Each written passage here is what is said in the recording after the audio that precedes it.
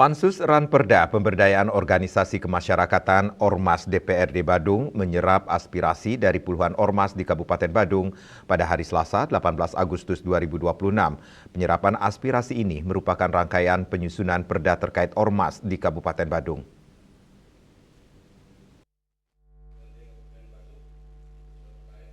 Penyerapan aspirasi dipimpin langsung oleh Ketua Pansus Ranperda Pemberdayaan Ormas DPRD Kabupaten Badung, Gusti Lanang Umbara, dan didampingi oleh sejumlah anggota Pansus.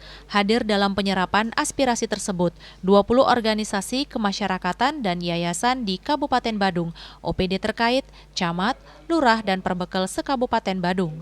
Ketua Pansus Ranperda Pemberdayaan Ormas DPRD Kabupaten Badung, Gusti Lanang Umbara mengatakan, keberadaan ormas di Kabupaten Badung perlu diatur meski undang-undang membebaskan masyarakat untuk berserikat, berkumpul, dan berorganisasi, namun jangan sampai keinginan untuk berkumpul tersebut justru kontradiktif dengan tujuan pemerintah dan negara.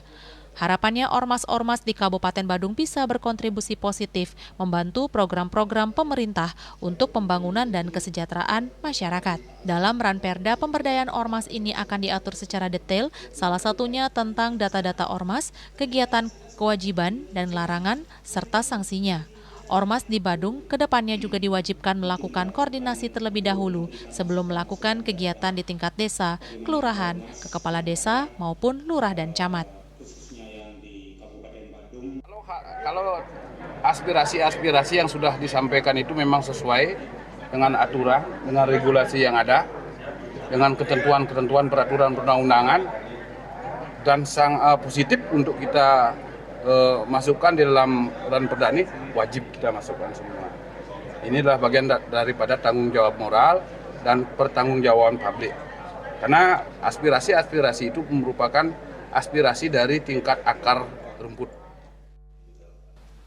Sementara Kepala Badan Kesatuan Bangsa dan Politik Kasbangpol Kabupaten Badung Ide Bagus Putu Mas Arimbawo mengatakan hingga bulan Agustus 2026 ini terdapat 129 ormas yang terdaftar di kantornya.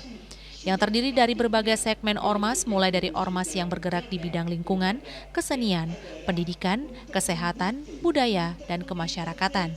Penyerapan aspirasi ini sangat baik untuk menyerap berbagai suara-suara dari tokoh-tokoh masyarakat umum maupun pengelolaan ormas, termasuk unsur pemerintah, sehingga Perda Ormas nantinya bisa mengakomodir semua kepentingan.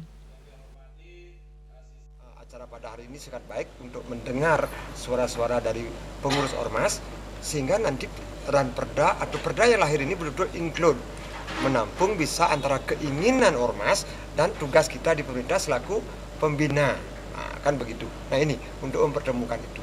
Dan sekaligus seperti yang disampaikan tadi, pertama tentu kita bergerak di data.